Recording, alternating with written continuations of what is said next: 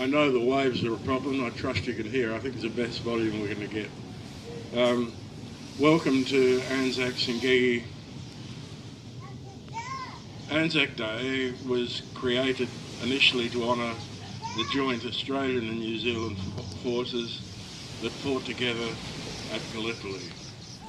But since then, it has expanded to recognise all wars and those who suffered at the hands of our enemies. We have heard previously from 104-year-old Pak Mangu of the Japanese bombers at Port Apenam destroying the original wooden jetty. The children danced and sang on the beach thinking that they were fireworks until the bombers started dropping bombs amongst them, killing many of them. 2 days later, the Japanese landed using landing craft, tanks and mobile artillery, charged through into Mataram and hence taking control of Lombok. We heard how Pat Mangu and others, young men, were forced to work naked, so they weren't carrying any knives or anything, and plant and tend cotton for the Japanese. The war was close to here, on the Lombok Straits, just behind us. To prevent Allied forces taking Singapore, the Japanese built 2 gun emplacements, one at Bangko further south, and another on Gili T to stop people crossing through the straits between Gili T and Bali. The Allies bombed the Bangko emplacement, and they sent in a team of 4 special forces, 2 each from Australia and Britain, to check what damage had been done. They hid inflatable, a boat, an outboard and a radio. Regrettably, 2 of them were captured. The other 2 miraculously recovered the boat, radioed Darwin, and were picked up at night by a flying boat. Regrettably, the 2 captured were decapitated 2 days before the war ended, lest we forget. On Gili T, there was an estimated 200 Sasak prisoners forced to tunnel into the limestone and lay concrete reinforcements to form the gun emplacements. Only 8 survived the war, lest we forget. Some local expat families have notable war records. Howard Singleton, of the office bar fame, Howard's grandfather, John Stephen, known as Jack Singleton, was a 23-year-old at the outbreak of World War I. He had a strongly held conviction against bearing arms. However, he felt he should contribute in some way. Jack volunteered to join the Royal Marines as a non-combatant. He trained as a medic. He landed on Gallipoli at one of the latter landings and served as a stretcher bearer and medic with the Anzacs and British forces. Jack illegally carried a camera with him at the time, and Howard's family have extraordinary photographs that he took at the time. Jack recorded his elation that after the retreat from Gallipoli, they were going to France. To suddenly find yourself in the trenches of Somme must have been a sobering reaction. It was here, following an Allied attack, that Jack ran out 4 times under fire and recovered wounded. He was subsequently awarded the military medal for the act of bravery. Not long afterwards, in a covered trench, somebody erroneously placed petrol on a fire to boil. The burns Jack received on his arm saw him repatriated back to Britain. As far as I can ascertain, Jack Singleton's military medal is the highest award ever given to a non-combatant. A family story from Julie and Sue, the proprietors here of La Chill Bar. Their grandfather, Harold Reginald Nash, known as Nashy, joined the 2nd 16th Regiment in Perth in June 41. They were posted to the Middle East, but very soon, by April 42, they had been returned to Australia and sent to New Guinea. At the Battle of Hiroshima and the Kokoda Trail, a section went from to assist the 53rd Brigade. According to the Australian War Memorial records that are quite detailed, as they snuck round, the platoon sergeant, Sergeant Walsh, was hit and killed by machine gun fire. The fire that felled the sergeant also shattered Nash's arm. The sergeant fell dead at his feet and he collapsed across on top of him. Private Wilson rushed out to attend to Nash, endeavouring to staunch the blood from his wounds. He had a smashed fibra and badly damaged nerves. He was shot and fell across Nash. Another man rushed out to assist. He too was shot and fell on top of the others.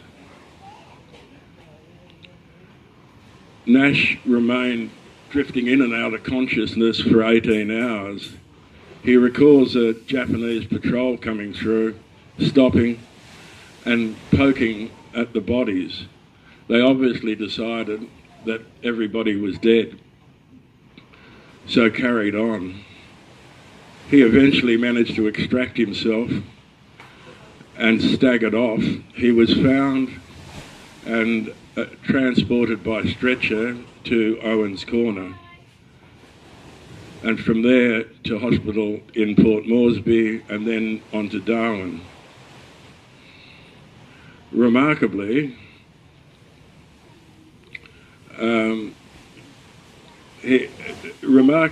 he recovered fully and died at the ripe old age of 86 years old, despite the horrific experience he had.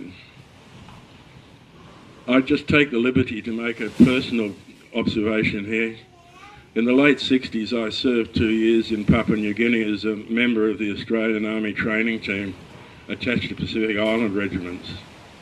I crossed the Kokoda 2.5 times, then rarely used, other than by locals for short journeys between villages or by army patrols. That was before the track was widened, cleaned up and turned into a much respected international trekking experience. I would just observe that anybody who fought in that terrain and in this vegetation is beyond my comprehension. A story closer to home for me, my father, from my family. My father had 2 brothers. The older, Uncle Ken, flew Lancaster bomber raids over Germany. My father was based in Northern Arnhem Land, Queensland, and flew Coral Sea patrols against Japanese submarines and shipping. They also bombed Japanese positions in East Timor. I digress with an amusing anecdote. There were 4 Air Force crew sharing a tent. My father and his navigator were both 6'3". The other pilot was a tall man also. They had all joined the Air Force from school. There was one other navigator who was 6 years older, having been at university studying law. They all claim to be the two tallest aircraft crew in the RAAF. The very tall navigator's name was Gough Whitlam. Despite their opposed political views, my father and Gough remained great friends until my father's death. The younger brother Richard, my uncle Dick, finished school as the war ended. He idolised the two elder brothers and longed to be a pilot. The RAAF were not recruiting, so he started uni. 2 years later, the Fleet Air Arm were looking for people to fly the newfangled jet aircraft. He left for England aboard HMAS Melbourne for training in the UK. During that time, he met and married an English woman. The carrier and the newly trained pilots were then sent to what is sometimes called the Forgotten War, Korea. During a raid shooting up North Korean bridges, Dick's rudder controls were damaged and the directional ability of his plane faulty. 2 mates flew wingtip to wingtip with him, guiding him back to the aircraft carrier. He was ordered to ditch alongside. He ejected and landed in his life raft. However, the canopy release was delayed by seconds after the ejection sheet, and when they got to him, he'd broken his neck. He never saw his son in England. When my grandfather received his kit from the Navy, his watch had stopped exactly at the time of his death, lest we forget.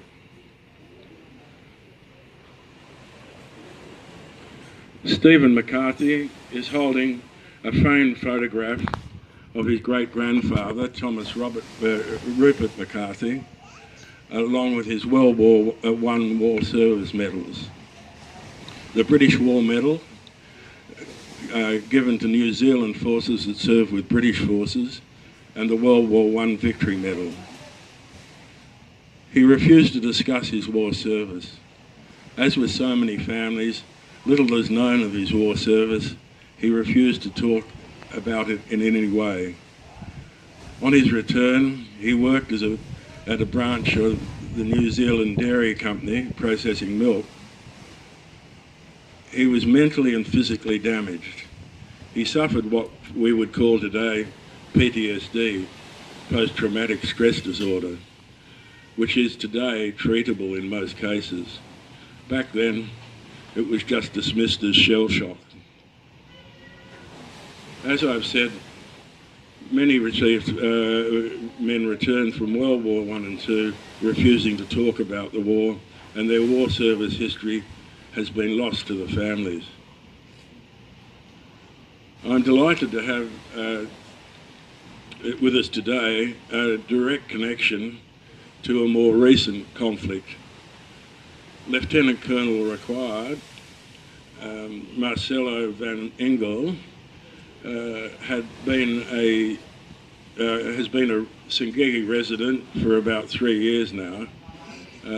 Previously a member of the Dutch Special Forces Red Berets, he served 2 6-month postings in Afghanistan, at Kandahar, at Terek-Not base. At Terek-Not, he was actively supporting Australian Armed Forces. Welcome, Marcel.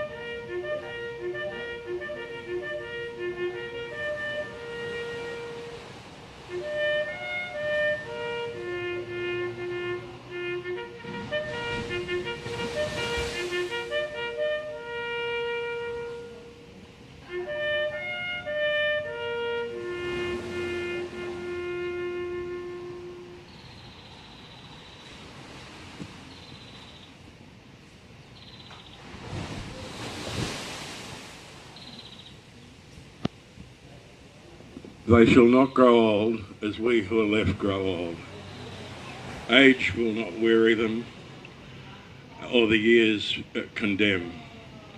With the going down of the sun and in the morning, we will remember them, lest we forget.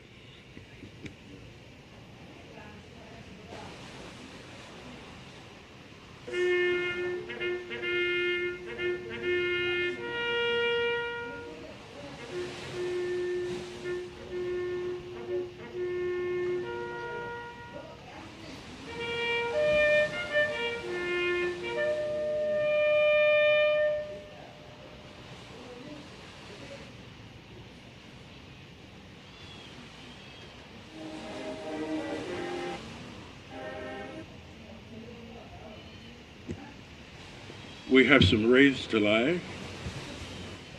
The McCarthy brothers, on behalf of Indonesia and New Zealand, will lay the first wreath. Peter Duncan of Taman for Australia, as the oldest Aussie by age present. Lieutenant Colonel Van Engel, on behalf of International Forces. And La Chill bar manager, Vicky Fermanchi, whose father was an Indonesian naval officer, will cast a wreath into the ocean as a memorial for those lost at sea. No, you do just here.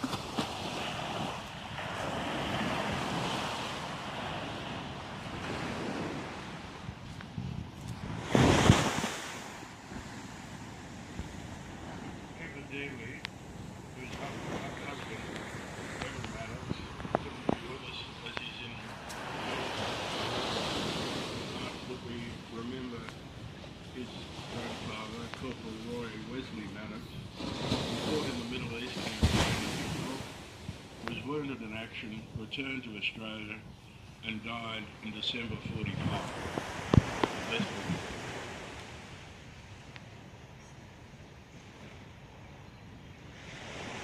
Thanks Joshua, Jonathan and Stephen for your assistance today. Thank you Julie, Sue and Vicky from La Chill. for your time and effort, and thank all the staff. In a few minutes, a sausage sizzle plus tea and Lombok coffee will be available for 40,000 rupees. Your choice of coffee from the espresso machine is also available. A tot of rum or whiskey is available to add if you require. From 8 a.m, a full breakfast from the extensive breakfast menu is available. I'd just like to also thank Barbara and Dion from the Lombok Guide, who always support this event. Thank you both. Thank you all for coming.